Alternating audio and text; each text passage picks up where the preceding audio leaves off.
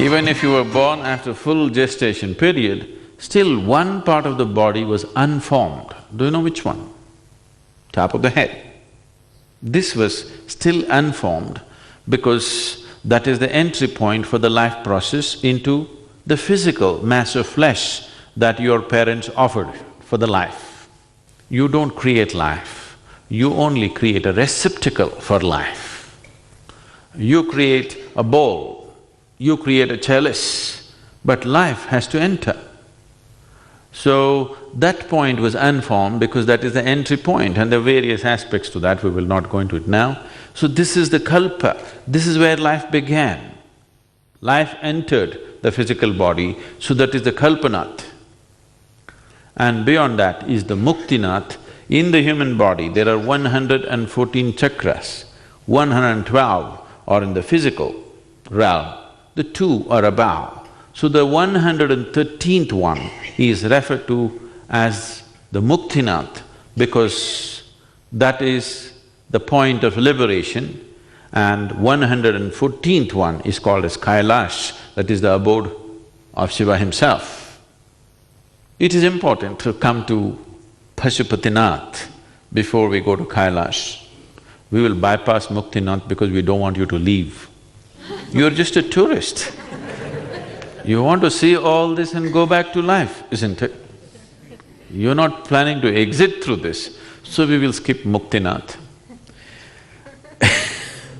Muktinath became a big attraction because the whole culture, the whole civilization was geared towards mukti or ultimate liberation.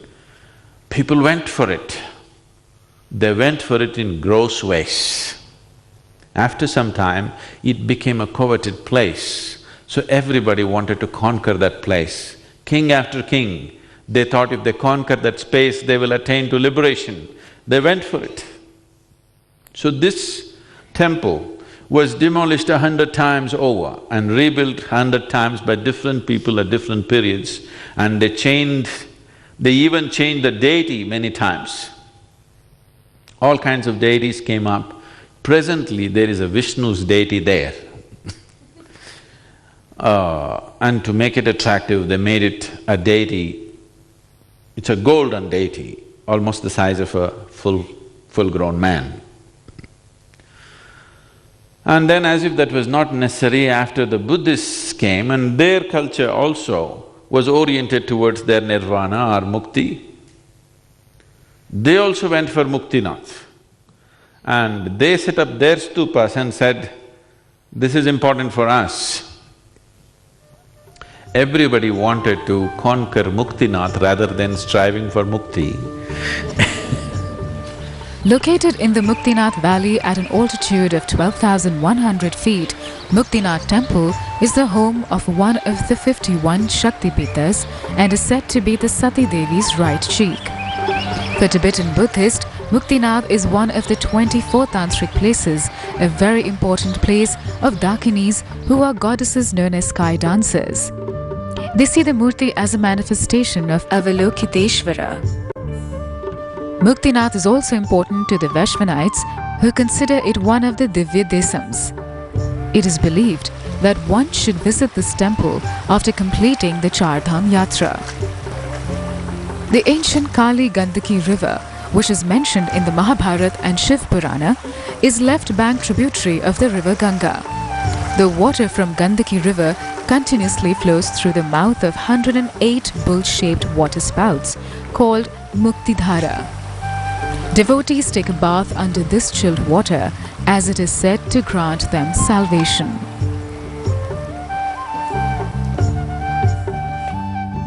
When you visit Pushupatinath, I want you to understand this is a place that's been not just revered, been experienced and used by people as a stepping stone for their ultimate nature, towards their ultimate nature for thousands and thousands of years. We do not know how many thousands of years, but the linga is pre-Vedic in its antiquity.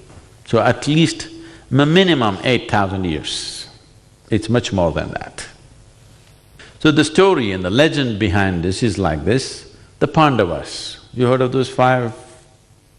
These five brothers, For those of you who do not come from the Indian background, the ancient war of Kurukshetra happened because the fight happened between these 5 brothers and 100 cousin brothers on the other side.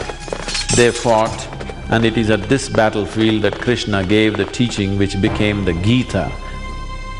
These Pandavas won the battle. So if you have to win the battle, of course you have to slaughter so many people, which they did.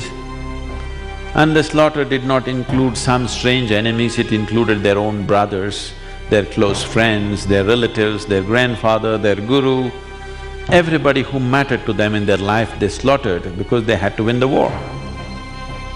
And now they were struggling with what is called as Gotravada.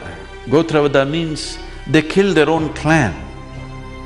Their hands were smeared with the blood of their guru, their grandfather, their brothers, their uncles, all kinds, even children. So they wanted to be free of this karma, and they knew nobody else could do it for them. Shiva is the only one who can absolve them of this sin. After their tenure as kings was over and they were old and they handed over the kingdom to their children, and there was no fulfillment. So these 5 guys went after Shiva, they want a quick fix. And Shiva didn't want to give them such a easy run. He wanted them to soak in their soup for some time so that they don't commit such acts again. If people realize you can do whatever you want and you can go to Shiva and become free and you can restart all over again, Shiva did not want to give in to them, so he knew Himalayan terrain so well, so he went on dodging them, dodging them, dodging them. But these are doubted people, these are not the giving up kind brothers. Otherwise they would have given up long ago, you know. They went after him, went after him, went after him. So Shiva had enough of this hide-and-seek business, so he thought he will get into disguise. So he transformed himself into the form of a bull. So he thought they will miss him. But these guys espied that also. And they went after the bull. So the bull ran here, there, but they ran after that. So Shiva, not knowing what to do with these guys, he ran into the ground. When he ran into the ground, the Pandavas, the story goes about to say, that they caught the tail of the bull. Bhima went and caught the tail first, and all the others caught.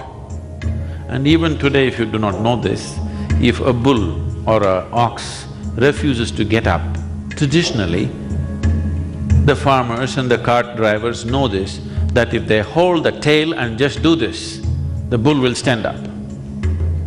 So the Pandavas, Bhima particularly, did that to the bull.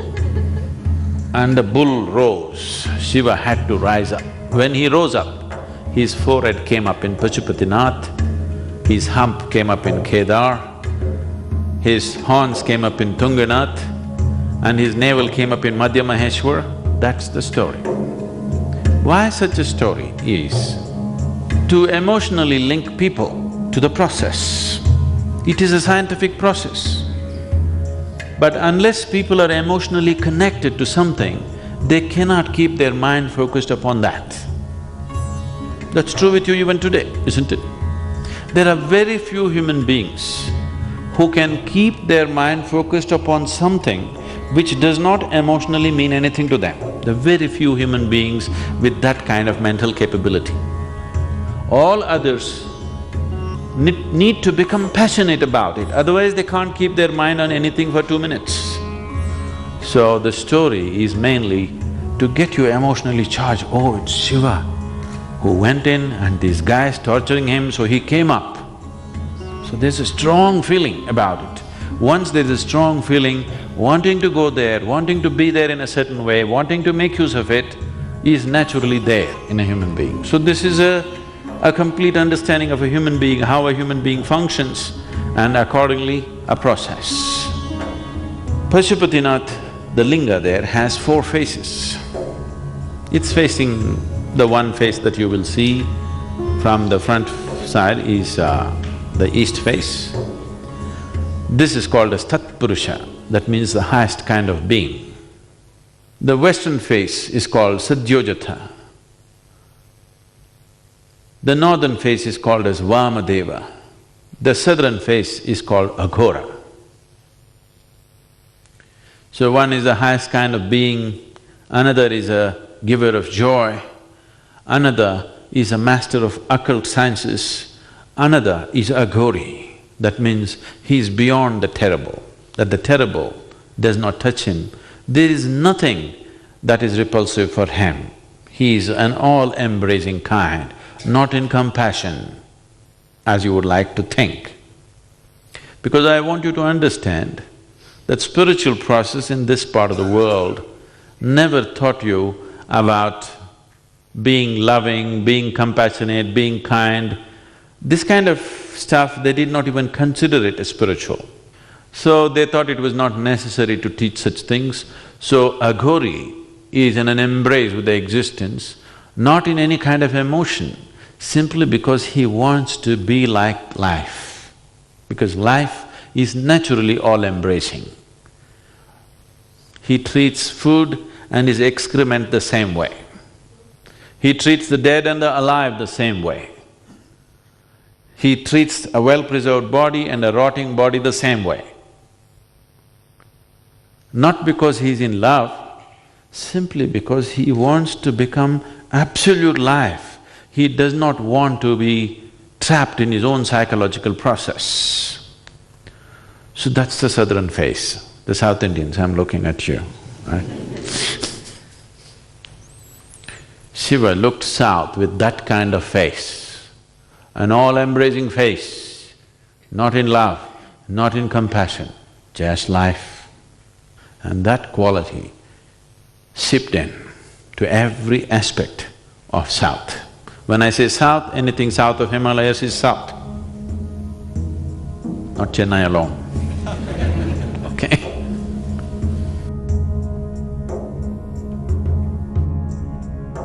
The Pushupatinath temple is located on the western bank of the Bagmati river.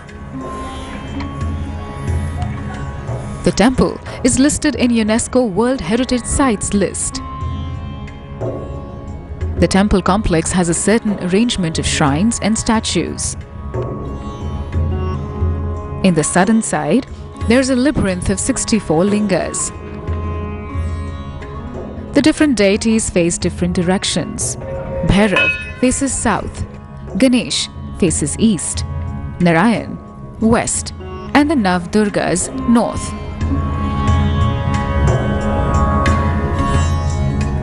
Apart from the four faces of the Pushupatinath Linga, there is a fifth unseen face of the Linga called Ishana, representing the element ether or Akash.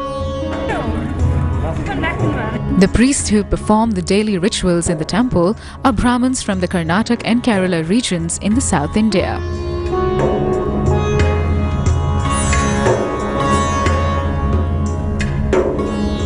During the Mahashivratri festival, thousands of people arrive by night, take a dip in the cold waters of the Bagmati river and have darshan of Pushupatinath. On the opposite bank of the river are several shrines and courtyards, which offer accommodation to pilgrims during the major festivals.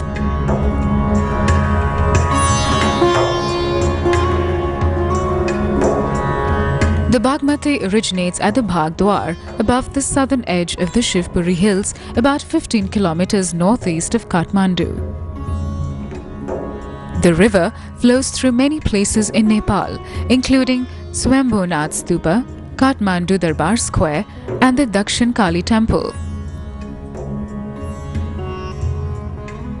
Bagmati River is known for its cremation spots, including the Ara Ghat, the most widely used cremation spot in Nepal.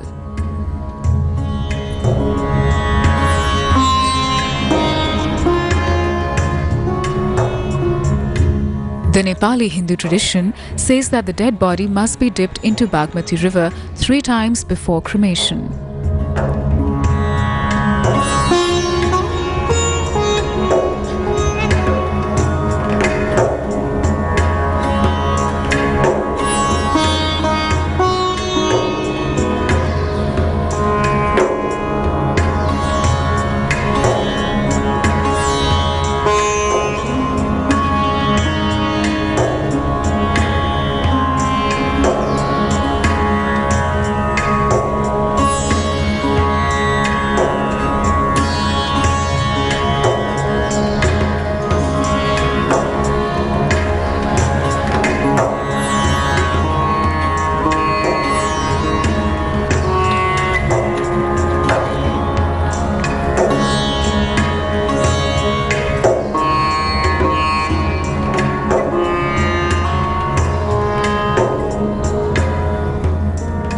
When I say a body, a spiritual body, to give you a better perception of that, how can a nation be a body?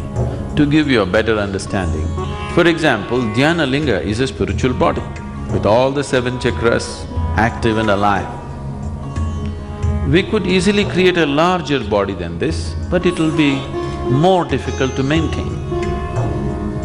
Right now, we are planning to attempt something like this in the United States, Tennessee ashram. We're thinking of establishing 7 sthanas across the land to convert that land into a spiritual body so that when people enter that space, they can feel it and experience it and use it as a stepping stone for their well-being, that they are not just trying mentally, it is a live process. So we are thinking of converting that land itself into a spiritual body. There are very fantastic Devi temples. There are also female bodies. The Devi body also created in many ways. It was not as systematic as this whole process. This whole process of creating this body where it is neither male nor female. That's why we are saying Shiva, because Shiva is neither masculine nor feminine. You know the famous depiction, he is Ardhanari. One half of him is feminine, another half of him is masculine. So Pushupatinath is very, very significant in many ways.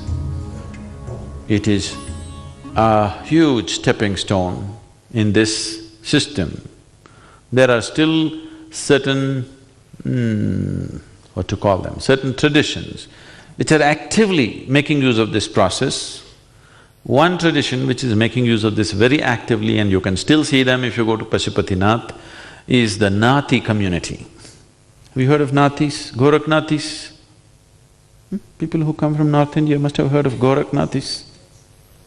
It's fallen on bad times and taken on all kinds of meanings, but these Gorakhnathis are the tradition that came out of Gorakhnath, the disciple of Matsyendranath. Matsyendranath is seen as the reincarnation of Shiva himself, and Gorakhnath created the tradition and he established one of the largest yogic cults in this part of the world at that time, and it still lives, probably having the largest number of mendicants and sadhus compared to any other system. So that system still makes use of this southern body, and they travel up and they have ashrams all along these 5 chakras established, which is the Shiva's body in the form of a bull. They still follow that. And you will see them, a few of them in the Pushupatinath temple. If you see anybody with a large ring on his left ear, a large ring, usually a bone ring, that means he's a Gorakhnathi, he belongs to the Nathi community or the Nathi system. They have an ashram. If you climb up further, there is a ashram of the Nathis where there are at least 100, 200, 108, more than that I think, whatever. There's a large number of samadhis of Nathis who attained. Only those who attained got proper stone samadhis, others were buried under the trees. So you will see a large number of that, showing the richness of that system that so many people attained. So many people attained through their system, so there are so many samadhis which you can visit, which is in a dilapidated condition today but still there for one to visit.